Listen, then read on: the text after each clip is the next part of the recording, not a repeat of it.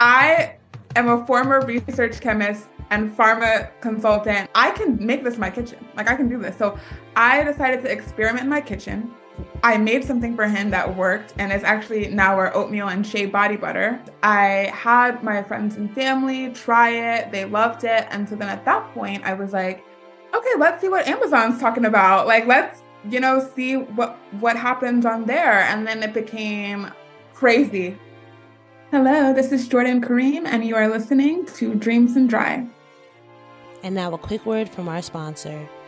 Ladies, gentlemen, welcome to the colorful world of Skittles. Skittles brings you a jolt of 5 fruity flavors in every bite, giving you the chance to taste the rainbow like never before. Break free from the ordinary day-to-day with the help of Skittles Chewy Candy. Skittles is a must in my candy jar. Movie snack, even my secret, so an afternoon pick-me-up. And I don't even care who knows it. Add a splash of joy to your day with Skittles. There's nothing better than fruity fun that tickles your taste buds. Taste the rainbow. Hey Dream Drivers, welcome to episode 360 of the Dreams and Drive podcast. Today, we have in the guest chair, Jordan Karim, founder of Flora and Noor. Jordan was a previous research chemist and pharmaceutical consultant who created the skincare brand Flora and Noor to help transform the beauty industry with clinically effective, clean, and halal certified skincare products that everyone can feel proud to use. Flora and Noor really targets the skin concerns of those with melanin-rich skin and chronic skin conditions, and it's also helping to solve the vacancy of halal certified skincare in the U.S. So this was a market that I didn't really know anything about, and for Jordan, as a Muslim American, she was able to really explain why Flora and Noor is really pushing boundaries and really helping so many people within the U.S. find skincare products that work for them and are held to their standards, right? We talk about a lot during this episode, but you are really going to be able to learn more about how Jordan was able to build a brand during the pandemic. We're talking about just even how she got into the skincare part of beauty, coming from the research and science side. And what I love about Jordan is just her giving us her formula for success. She really started from the bottom and had to really Thank learn you for the having me, business of Raina. skincare, the business of I am online super retail, excited to all be that able to good stuff chat from the with bottom you to up, and just learn more about your dream driving journey. But first, let's go back in time, right? I think it's really important to reflect on who we were as children because, those childhood dreams that we have sometimes, manifest in our adult lives. So let's go back to the 8-year-old Jordan. What was your dream? Make sure you're following us on social The media. 8-year-old Jordan wanted to be a professional dancer. All right, let's get into this episode with Jordan. On TV, concerts for the biggest stars. That was really my dream. Or a singer. I really wanted to be in entertainment when I was 8 years old. Okay, and then how did that pan out for you? I mean, I don't think you had an entertainment career, have you? I mean, I don't know. Let me know. It did not pan out, but I will say that, for a long time, I actually did do professional dancing. And I was even at one time on the Oprah show. I danced with the Black Eyed Peas, but I was a child. So that was I thought that was going to be that. That's kind of dope, though. I mean, that's not anywhere in the bios that I read about you. So that's pretty dope, right? Were you why didn't you continue it as you got older, right? A lot of child stars sometimes burn out. Was that the case for you, or was it just kind of you moved on?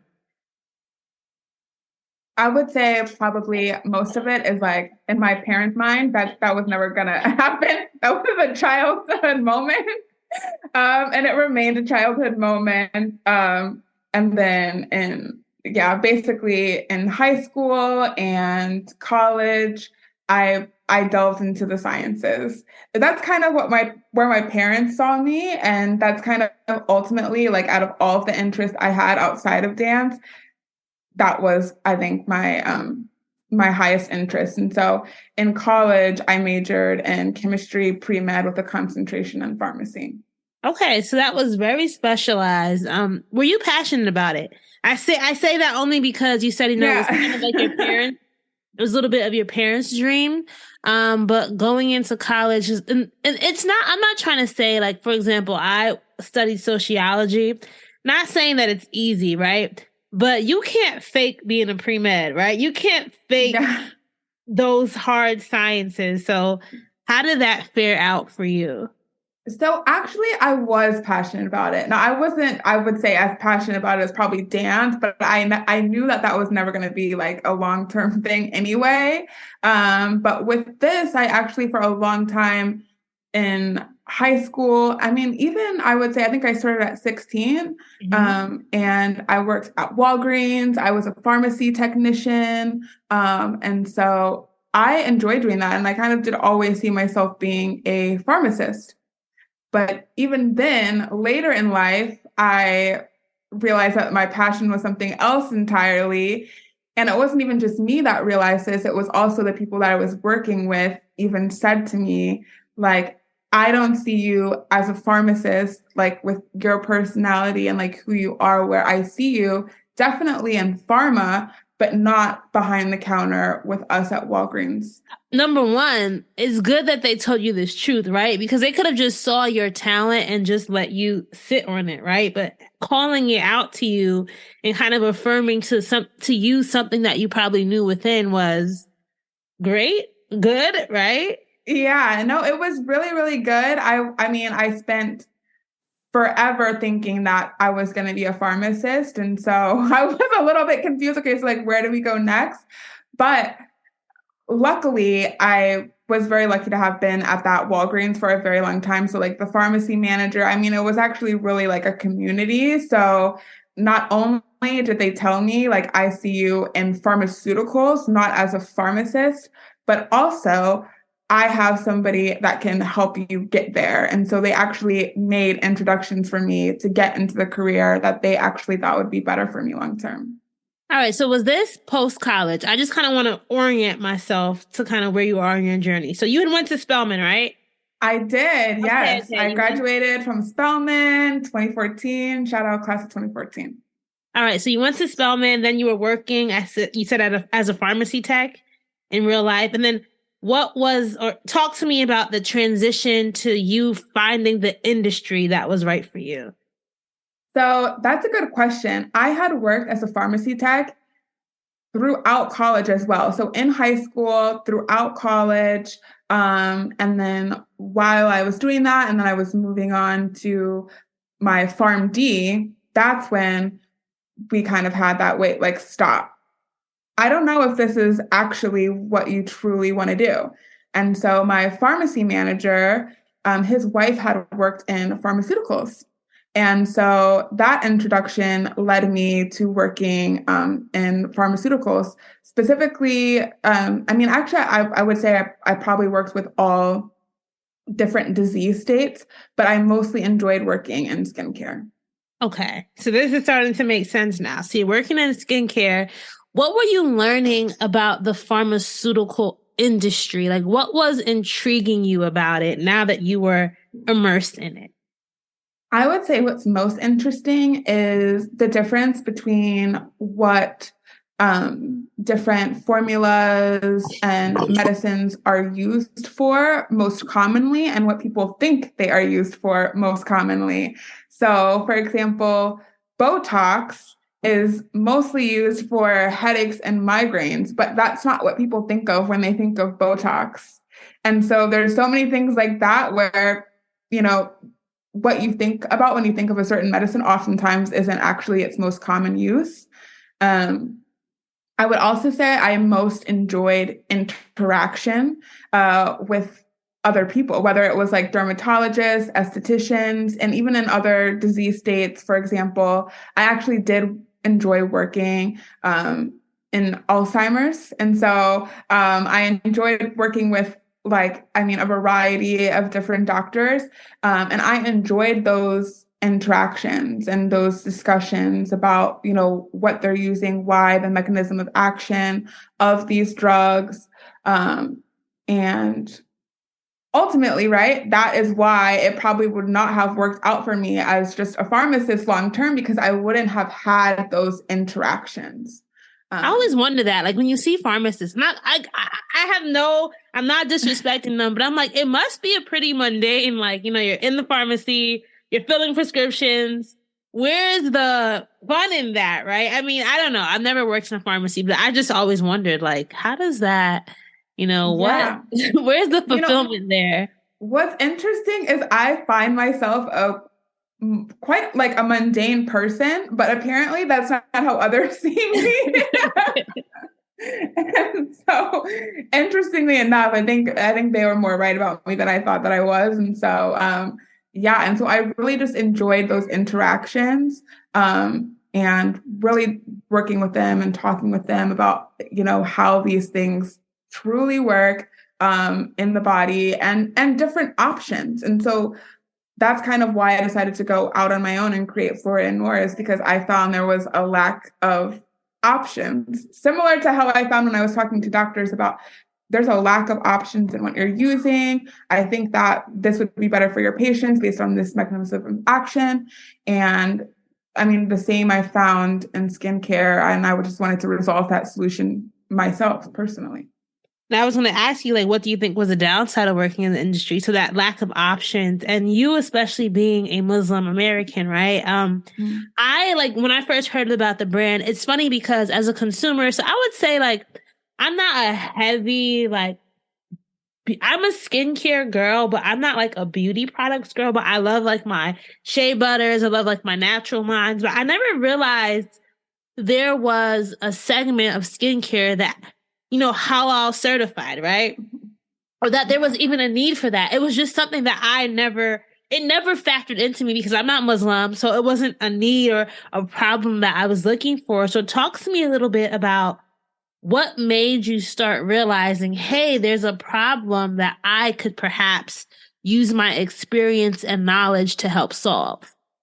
So in kind of working in skincare, like not fully in beauty, I was very specific in skincare, but at the same time, I still knew more about the market than like your average person. Yeah. And so I knew that halal beauty was a $75 billion market globally. That's a lot of money. Yes, but it's just untapped in the US. And so it is a very weird thing where we, as Muslim Americans, are totally left out of the equation when it comes to options for halal certified skincare, which is crazy to me that no one else decided to solve this issue and that the rest of the world is living their best life with options when we have to DIY, order from overseas, or, use prohibited stuff, which we're all doing. And I was even recommending it to others and then feeling guilty about it,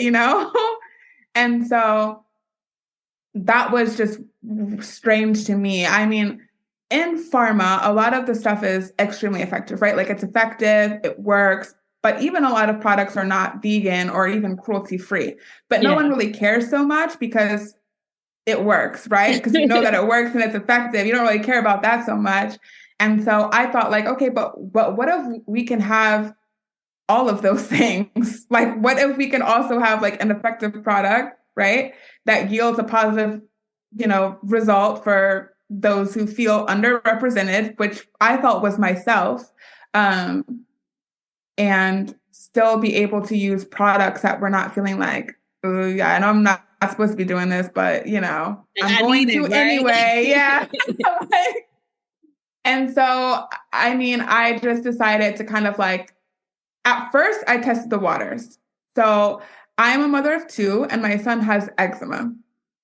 Now, I feel double the pain because we tried a lot of things for his eczema. And like, I feel like a lot of people feel where it was like something was really effective, but like the ingredients was like, yeah, it's kind of like, do you want to use these practically drugs, right, on your child's skin? Yeah. And it's like, when it's you personally as an adult, you're like, it's not that big of a deal. Like, whatever. But when it's like a 2-year-old and it's your child, like you care more. And so I was just like, ew. like, I don't want to put that, like, I don't want to, I mean, I know it works, but I don't want to put that on especially because you're in the industry, right? So you know, Yes. like what the ingredients are and just how strong they are. And my thing that I'm even thinking about now with all these studies coming out about, like, for example, perms causing cancer in Black women, especially, like years down the line, it's like, wait, I don't want to contribute to my son's future health problems, right? Exactly. And then, I mean, at the same time, though, I found products that were clean, but I mean, they just didn't work. They straight up did not do anything. And it was like, okay, I mean, no, nice ingredients, but we're not really going anywhere with this. And so I just thought, like, I am a former research chemist and pharma consultant. Like, I can make this in my kitchen. Like, I can do this. So I decided to experiment in my kitchen. I made something for him that worked, and it's actually now our oatmeal and shea body butter.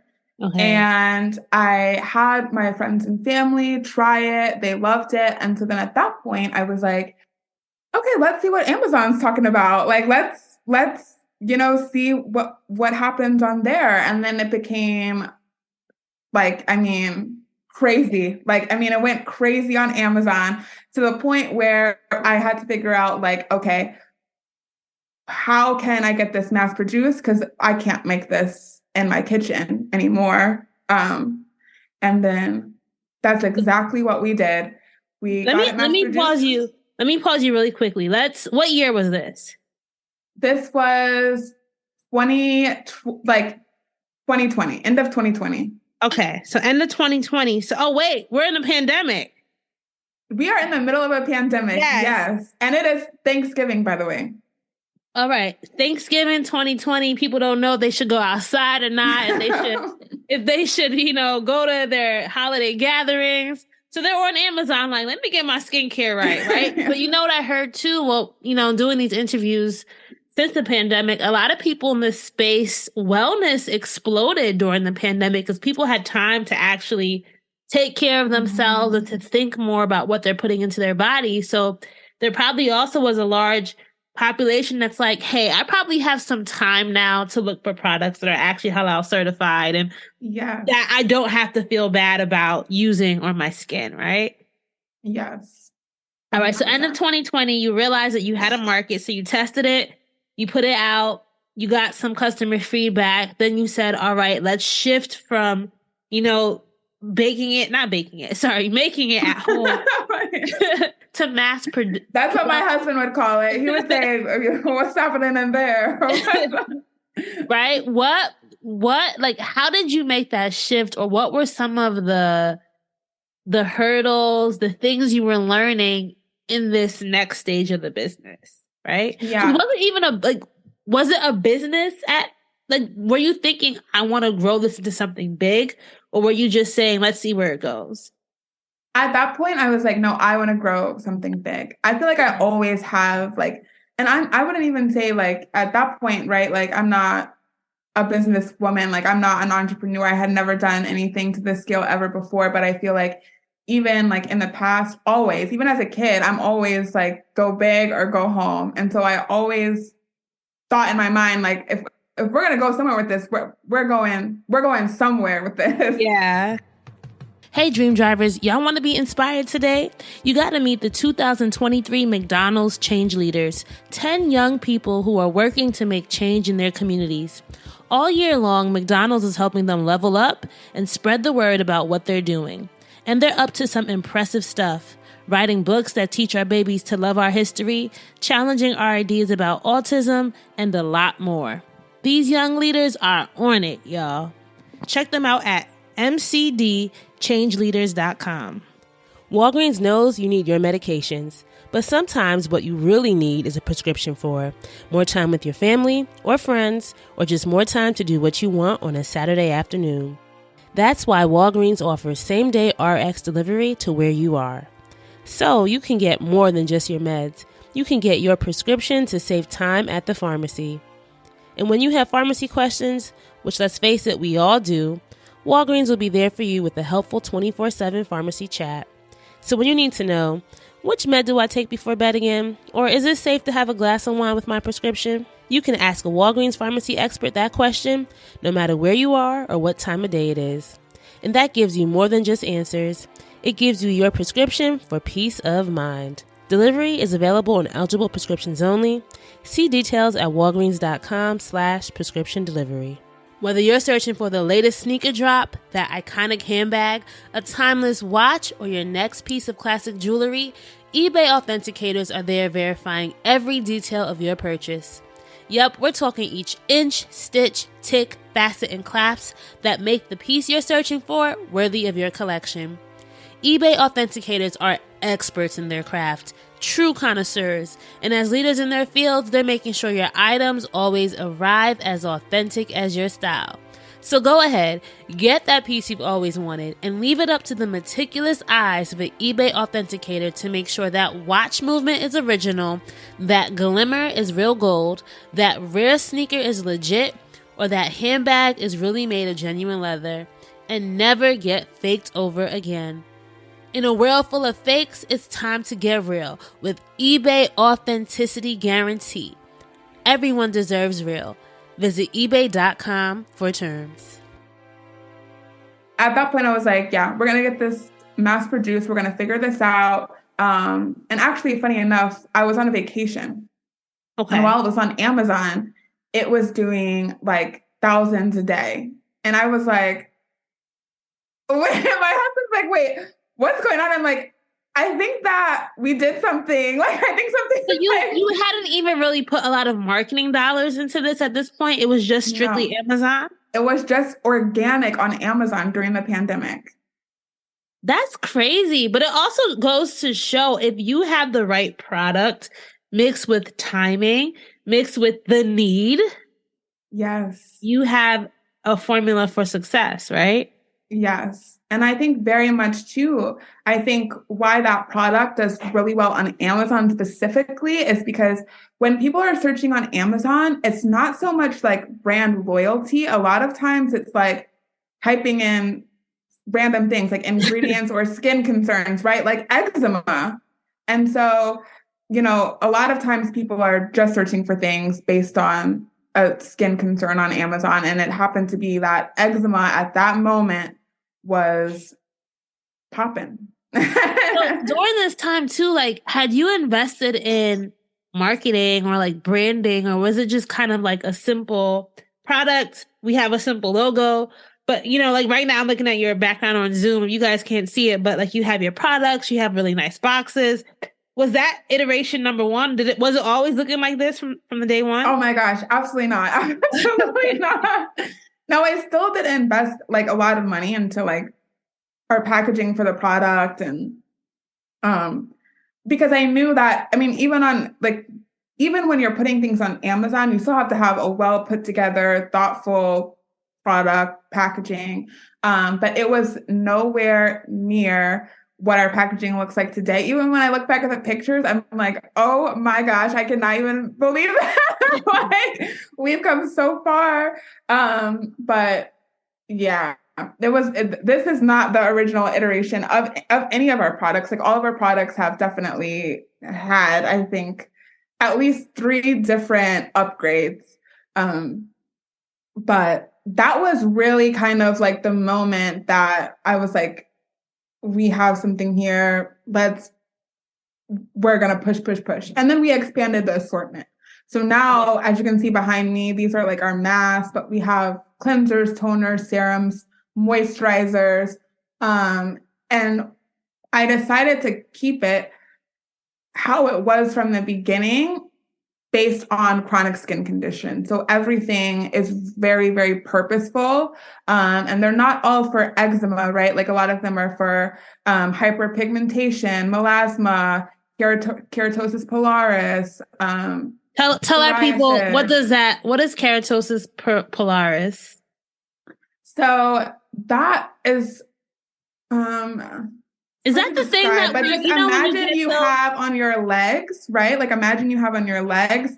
Sometimes people have like raised textured bumps. I'm saying people and I'm one of those people, but raised textured bumps they're very noticeable after shaving, but a lot of times you just have it in general. And it can be resolved by like exfoliation, hydration and just moisturizing. But I would say mostly exfoliation and specific ingredients. And yeah, they look like, I don't know why I'm touching my leg. Like I'm about to show you my leg on the screen, but like raised textured bumps essentially. Okay. So, like, it's just so amazing because the thing that I wrote this down, like a 74 billion market globally that was untapped, that you're now focusing in on the US, right? Because you knew there are a lot of Muslim American women. And even I would assume, do you have a large, like, non-Muslim, like customer base as well? Yeah. So what's really cool about our brand is actually the majority of our customers are not Muslim, and they're not Muslim because, and this is never anything that I thought would be the case in the beginning, but, once you start getting feedback and you start doing, market research and hearing from your consumers, I learned that even though customers were not Muslim, because we are so stringent in our ingredients and certifications, there is a level of trust that they felt with us that made them want to purchase and stick with our brand and find us. So it's not so much that we're halal certified for them, right? Because they're not Muslim. It's actually just the fact that we're transparent and there's like a trustworthy aspect of our brand that they felt. Okay, no, that's really good to know. It's more about like the brand values there and what people were aligning with across like religion or cultural differences. Talk to me. Okay, keep going. Sorry. I was going to say that being halal certified, it means that we're alcohol free, we're free of any animal byproduct. So we're vegan, we're cruelty free, we're sustainable, and we're conscious of the environment. And that's all just encompassing of being halal certified. So a lot of brands have these things individually, but we're like mandated to have them a part of like our halal certification. So for a lot of people, it's like, well, I already know that they match all of these qualifications just by this one standard alone. And then also we are Leaping Bunny certified too, but we have to be because we are halal certified. Yeah. No, this is so interesting and so good to know. Jordan, would love to know though, right? I'm assuming that this is probably an exciting time for you where you're building, you're getting customer traction, you're realizing, oh wait, like I can do this. Number one, were you still working your full-time job? And then when did you realize that you'd have to devote your time to this full-time, if you did? Yeah. So I was not working at my job full-time anymore. The start of the pandemic, I decided to stay at home with my kids. And so probably like a lot of other people felt like, especially having worked always since I was 15, there was probably like a part of me that was also just like bored and was like, I want to do something. And so I had no choice really but to do it full time once it started really increasing sales on Amazon. And so, I mean, I fully delved into it like this is my baby and this is going to take all of my time. all the time that I give my other two little ones, like this one's going to take the rest of that time. So what were some of the challenges, right? Because you knew the industry, you knew, I guess, how to make the products, but what were some things that you didn't know? And then how did you navigate those? So a lot of things, most of the things I didn't know, like I truly let's talk about it. Yeah. I mean, I truly didn't know really how to build and expand my operations. And so a lot of that was research and me failing and just figuring it out along the way. And then also scaling. So I feel like because we kind of gained traction quite quickly, I was completely lost in the sauce. And I had no idea really where to go. I didn't know what other people do in terms of manufacturing, in terms of shipping and receiving. I mean, all of these things, think about this. I never, ever had to think about that before. ever. You were just behind the scenes. You were literally the person behind the scenes, but not even from like behind the scenes of making the product happen, or just making the product, right? Yes. I had no idea who even does that. Like I had no idea who to call, anything like this. I mean, I truly did a bunch of research. I had a bunch of meetings with different people that I found online. And I interviewed those people. I had the Islamic Services of America educate me and them on how to make sure that we can, maintain our halal certification, make sure that we can have like the logo everywhere. And all of that was truly educating myself. And then along the way, as I was able to gain a little bit more brand awareness, I started applying for grants and reaching out to people. And that's how I started to gain more mentorship and relationships with other founders, where I was able to then learn from others who have experienced these sorts of things and were kind of experts in the industry to kind of guide me. But truly, like in the beginning, I had no idea what I was doing. I was failing and flopping around, but I just kept going. And then really, truly, the brand awareness kind of helped me gain, I guess, a circle of other founders and mentors that were able to help me and still help me. Like I still apply for grants and still a part of programs where I'm getting mentorship because I'm still scaling. I'm truly still scaling. And I still have a long way to go. I mean, truly what I see for us is being a complete global brand and the leader of halal beauty globally, right? So here I'm the first, but globally I want to be the leader. And so there's still a lot more for me and Flora and Noor to do in terms of scaling our operations. So I have a question for you. Where do you think this confidence to figure it out came from, right? Because being somebody who started something and you don't really know it, you could have easily just given up. And you could have easily said, this is too much. Like, I'm going to go back to just being behind the scenes. But what do you think was fueling you to be like, I can figure it out? Like, I don't know it right now, but I know that I can figure it out. I would say my mother is a very overly confident individual, and she has instilled overly that confident. In me. That is so funny. Overly confident. I love my that. mom will think that she will make you think that you can fly to the moon right now. Like and she believes that herself. Like, but that's what I love about her. And she always has told me, like, the worst thing that somebody could ever say to you is no. But if you never had it in the first place, then what does it matter? If they say no, then you didn't lose anything. You didn't lose anything. And so I'm very much a person who is going to ask a question, who is going to do research.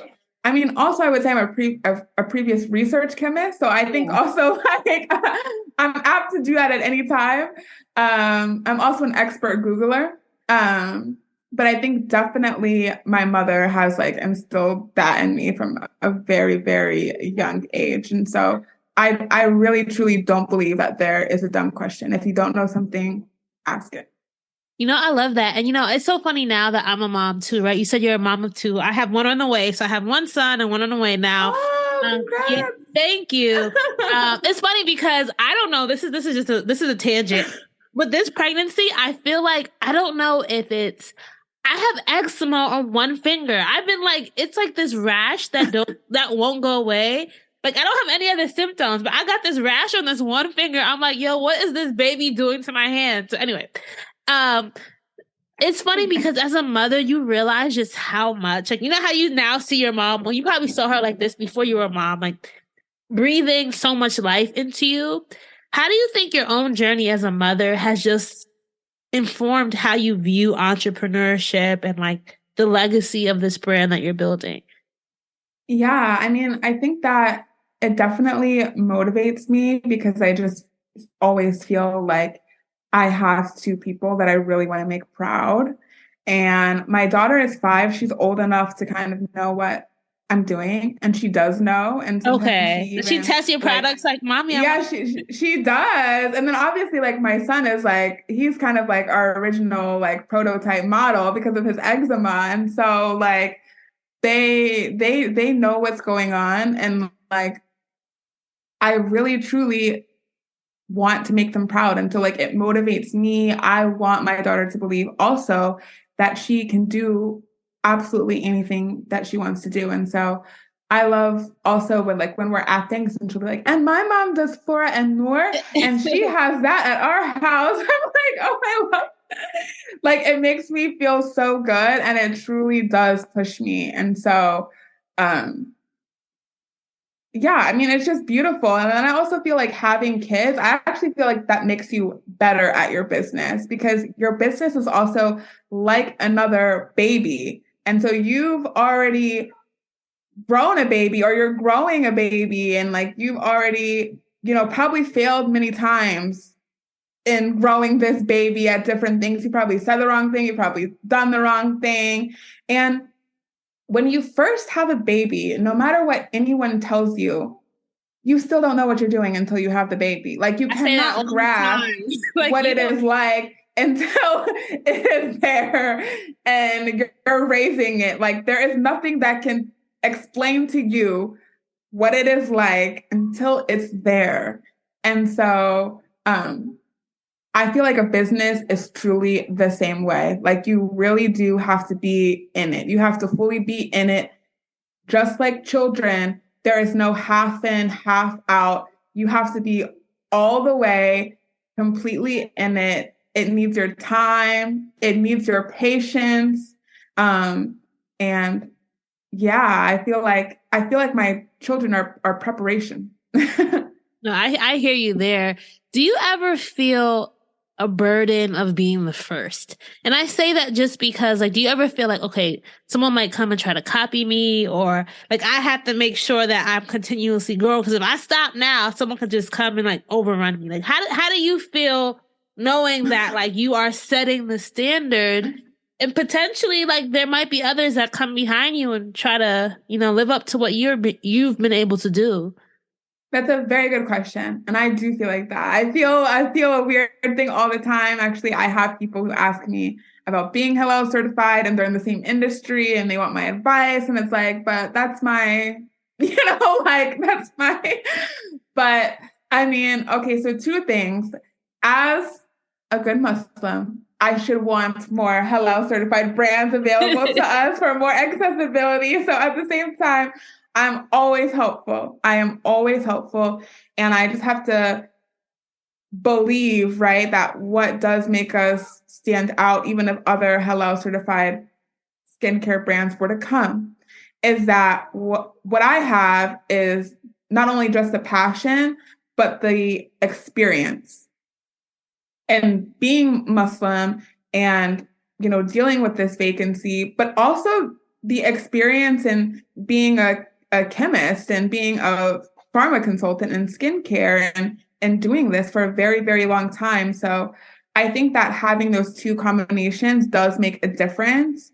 And these are things that I've, not just only believe mentally, but have heard from our consumers that they love that they're shopping from somebody like them, that they kind of see in themselves, somebody who's dealing with the same thing, whether, it's a lack of halal skincare or whether it's somebody who's dealing with a chronic skin condition, right? Like I personally deal with that. My son personally deals with that. I'm also a national eczema ambassador. And so there is a difference from somebody adding, like a little certification to their brand or really living and breathing into that, certification and experience. No, thank you for sharing that. And I think it's just so important to note that, like, just being real, like it's kind of a pressure, but at the same time, it's inspiring because if you even think about like in, let's say, the Black beauty space, as you may know, like there was like the Carols, the Lisa Prices of the world who were the beginners, or like the Miss Jessies of the world, who they were like the first, but now we have so many Black hair care, skincare products, or Black founded skincare products. But those women are now like leaders in this space and helping to grow, helping to set the standard, helping to provide opportunities where we'll still always respect, like we're still going to get a Miss Jessie's or, you know, Carol's daughter, but like you don't know 10 years down the line, who you are could just be so much more pivotal to what you're doing overall. So just want to kind of share that with you as inspiration. Like you can help too. And just know that, girl, they're going to remember your name, right? They're going to remember your name. Yeah. They are going to remember your name. As we wind down, Jordan, we'd love to know, like, what's the vision for the brand now? So like, how does it work? Can you go into big retail? Is that kind of your strategy, or like what's kind of that strategy that you're moving towards next? So our strategy right now, and this is really good that you asked that, because actually you're really having these discussions right now, is that we really want to focus on retail, because our ultimate goal is to make halal skincare more accessible. So even though, you know, we are online, and customers can shop online, that's a big difference between, you know, being able to just grab a halal certified skincare product off the shelf somewhere. And so we'd really like to be at like your big box retailers. So think like Target, Ulta, Nordstrom, etc. And not only just in the US, but globally as well. That's a really big thing for us. And I think also what we're really focusing on this year is really tapping more into the Chicago market. Why Chicago? Because we're based out of Chicago. And I think for a long time, we were doing a lot of like events and things at the Allure store, and for New York consumers.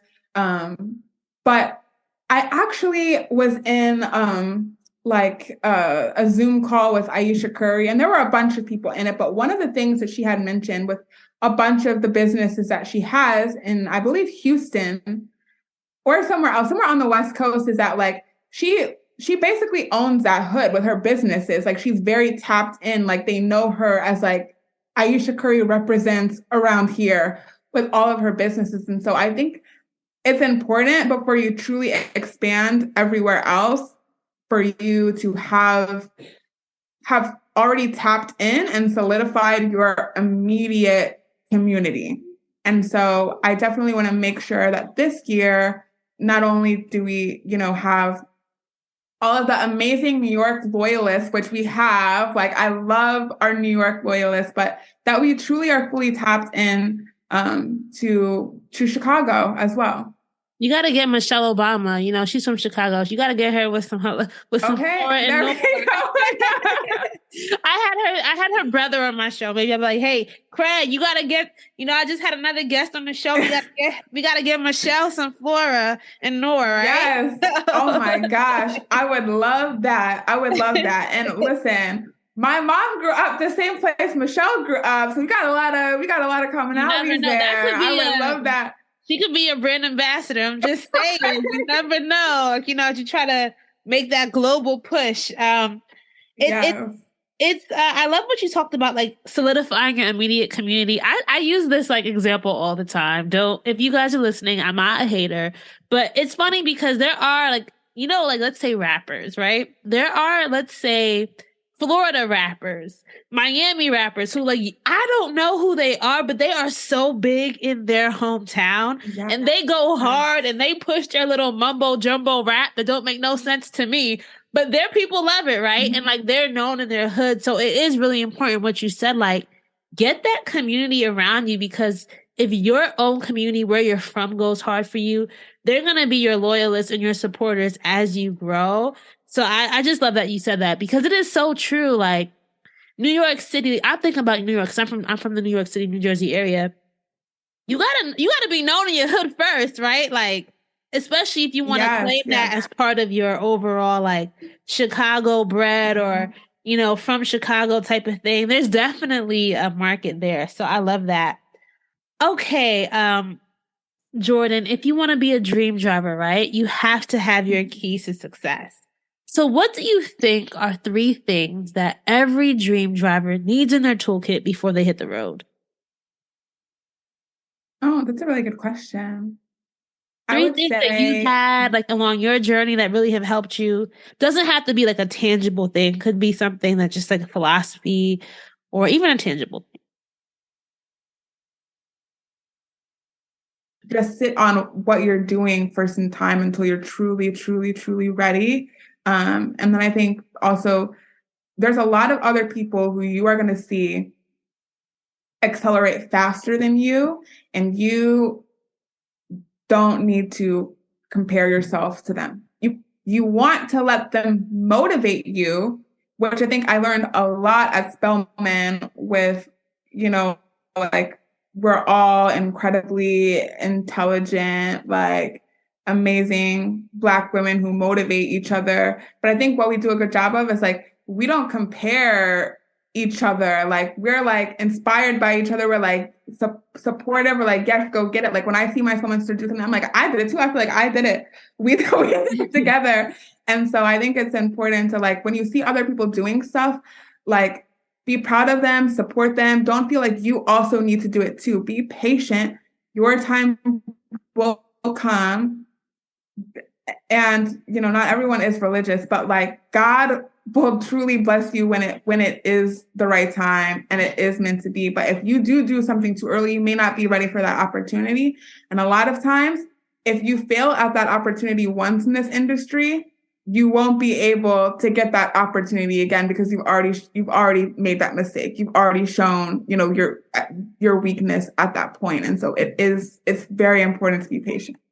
Like my dad always says, do it right the first time. Like, he always used to get mad at me when I was younger, washing dishes. Like, why are you rushing? Because you just have to come back and do it again. Like, take your time, do it right. You're not in a race, right? The only race you're with is with yourself. So just take your time. So, thank you so much, Jordan. This has been such an amazing interview. Would love for you to tell with our dream drivers where they can check out Flora and Noor online, where they can buy, where they can connect with you and the brand if they want to learn more.